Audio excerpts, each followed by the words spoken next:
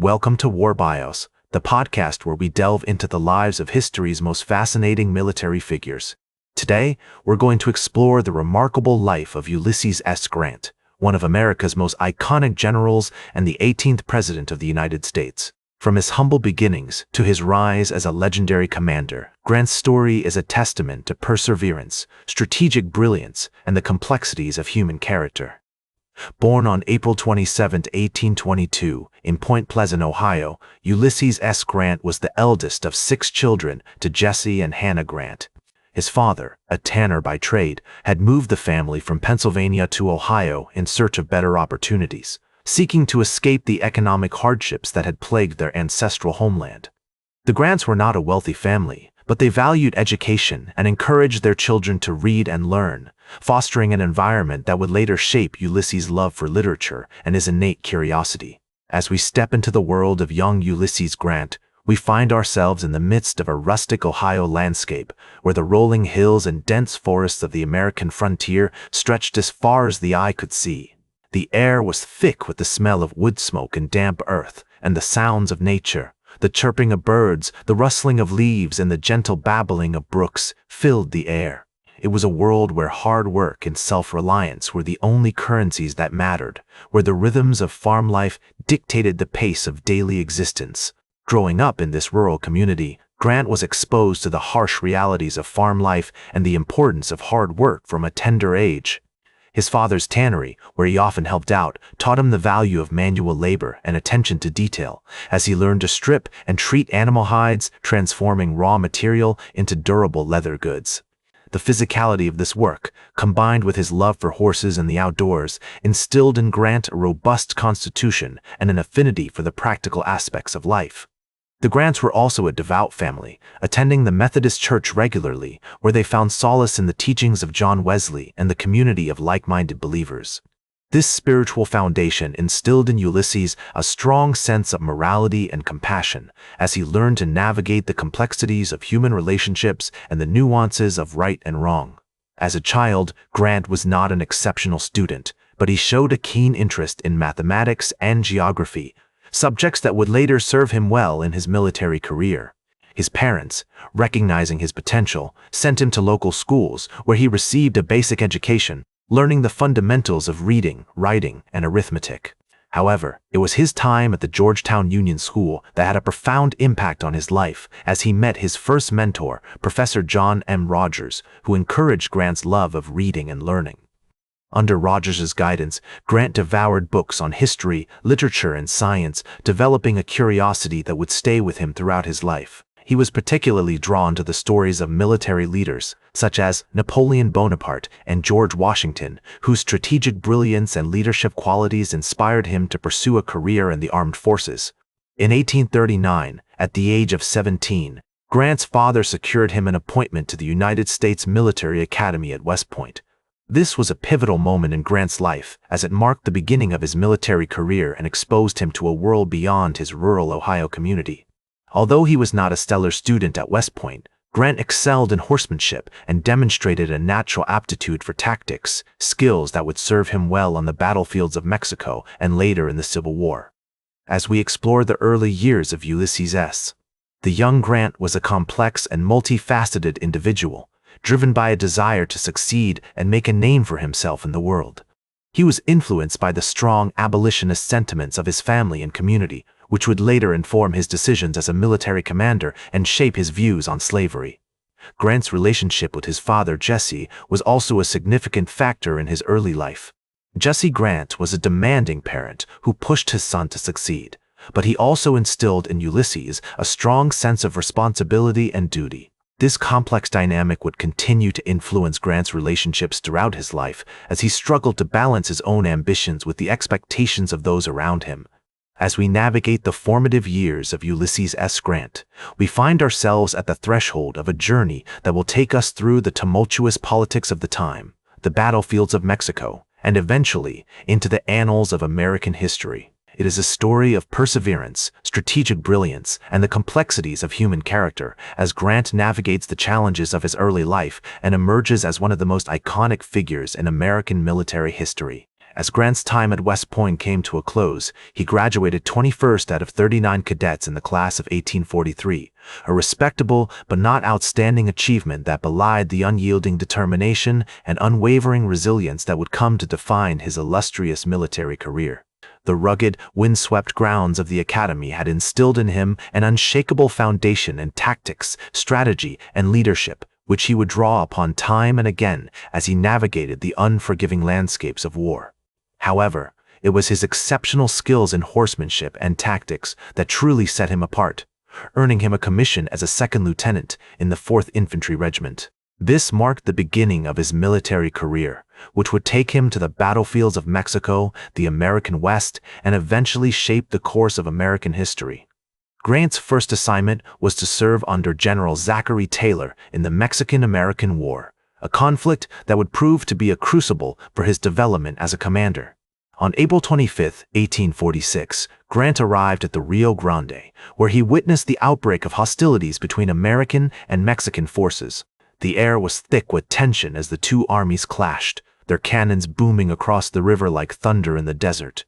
Over the next 2 years, he distinguished himself in several key battles, including Palo Alto, Resaca de la Palma, and Chapultepec, where his bravery and quick thinking earned him a brevet promotion to first lieutenant and later to captain.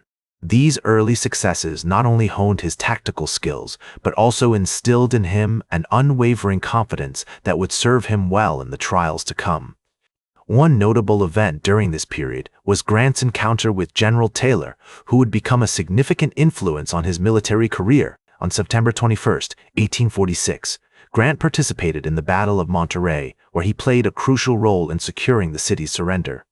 As the American forces stormed the city, Grant found himself at the forefront of the action, his horse pounding the cobblestone streets as he led his men through the winding alleys and narrow courtyards.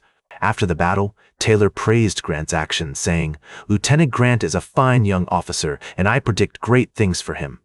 This recognition boosted Grant's confidence and reinforced his commitment to a military career, cementing in his mind the notion that he was destined for greatness. In 1848, Grant returned to the United States as a hero of the Mexican-American War, his name on the lips of many who had followed the conflict from afar. He was stationed in various locations, including Detroit and New York City, where he met and married Julia Dent, the daughter of a prominent St. Louis family. The couple's marriage on August 22, 1848, marked the beginning of a long and enduring partnership that would support Grant through the ups and downs of his military career.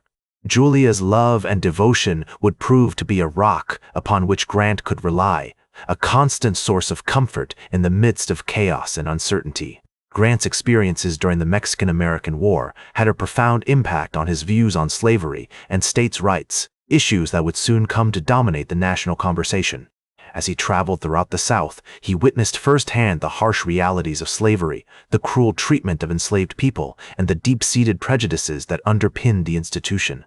These experiences began to erode his earlier support for slavery, sowing seeds of doubt in his mind about the morality of an institution that seemed to contradict the very principles of liberty and equality upon which the United States was founded.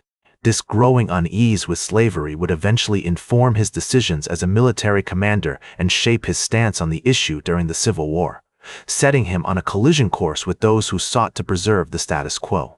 In 1852, Grant was assigned to serve in the Pacific Northwest, a remote and unforgiving region that seemed to stretch on forever. He was tasked with maintaining order and protecting American interests, a daunting challenge given the vast distances and limited resources at his disposal. During this period, he struggled with the isolation and boredom of frontier life, often finding himself at odds with his commanding officers. The endless expanse of wilderness, the rugged terrain, and the harsh weather conditions all took their toll on Grant, testing his resolve and pushing him to the limits of human endurance. Despite these challenges, Grant continued to demonstrate his military prowess, leading expeditions against Native American tribes and securing key victories that helped to consolidate American control over the region. As the 1850s drew to a close, Grant's career was marked by both triumph and turmoil. He had established himself as a capable and courageous officer, but he also faced personal struggles, including financial difficulties and a growing sense of disillusionment with the military. The long years of service had taken their toll, and Grant began to wonder if the sacrifices he had made had been worth it. Despite these challenges, Grant remained committed to his duty, driven by a deep-seated sense of loyalty and honor that would not permit him to abandon his post. His experiences during this period would ultimately prepare him for the great trials and triumphs that lay ahead, tempering his spirit like steel in the fire and forging him into the leader who would one day shape the course of American history. As the 1850s drew to a close, Grant's career was marked by both triumph and turmoil.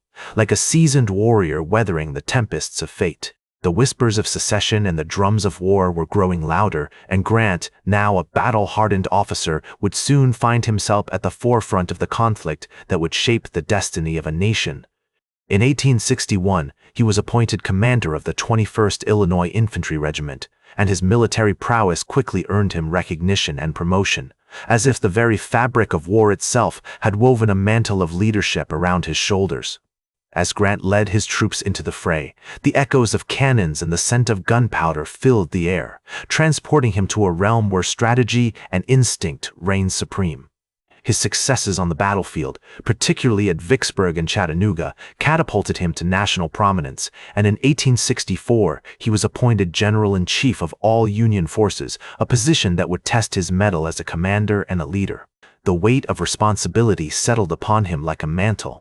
But Grant's unwavering commitment to preserving the Union and ending the scourge of slavery earned him the respect and admiration of President Abraham Lincoln, who came to regard Grant as a trusted advisor and friend.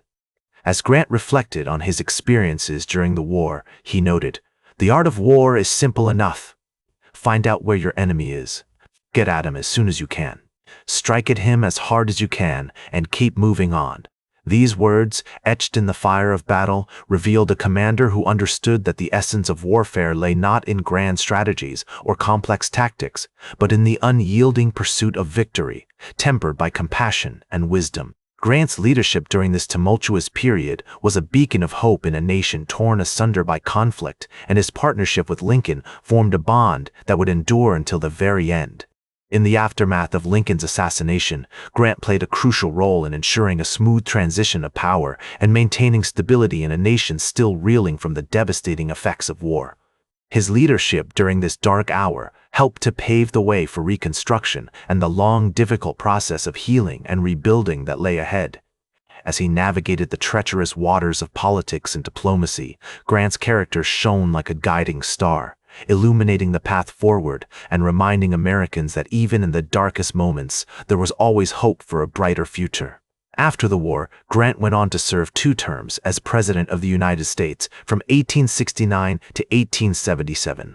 During his presidency, he oversaw the ratification of the 15th Amendment, which guaranteed voting rights for African American men, and he worked tirelessly to protect the civil rights of newly freed slaves.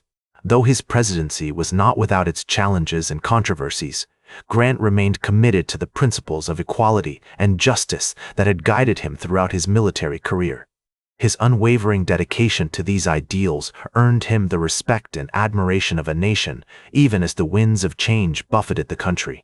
In his later years, Grant struggled with financial difficulties and personal health issues, but he continued to write and reflect on his experiences, producing a memoir that would become one of the most acclaimed and influential works of its kind. Published in 1885, just days after his death, Grant's memoir is a testament to his enduring legacy as a soldier, statesman, and writer. The pages of this remarkable book are filled with the wisdom of a lifetime, as Grant recounts the trials and triumphs of his career, from the battlefields of the Civil War to the corridors of power in Washington. Ulysses S. Grant passed away on July 23, 1885, at the age of 63, but his impact on American history continues to be felt to this day. He is remembered as a complex and multifaceted figure, a man of great courage, conviction, and compassion, who played a pivotal role in shaping the course of the nation during its most tumultuous period. Today, Grant's legacy extends far beyond his military victories or presidential accomplishments. He remains an iconic figure in American history, a symbol of the enduring struggle for freedom, equality, and justice that has defined our nation from its founding. His story serves as a beacon of hope, illuminating the path forward and reminding us that even in the darkest moments, there is always the possibility for redemption, forgiveness, and renewal. That's all for today's War Bios. Remember to like, share, and subscribe. And until next time, I'm General Biography reminding you to keep marching toward victory.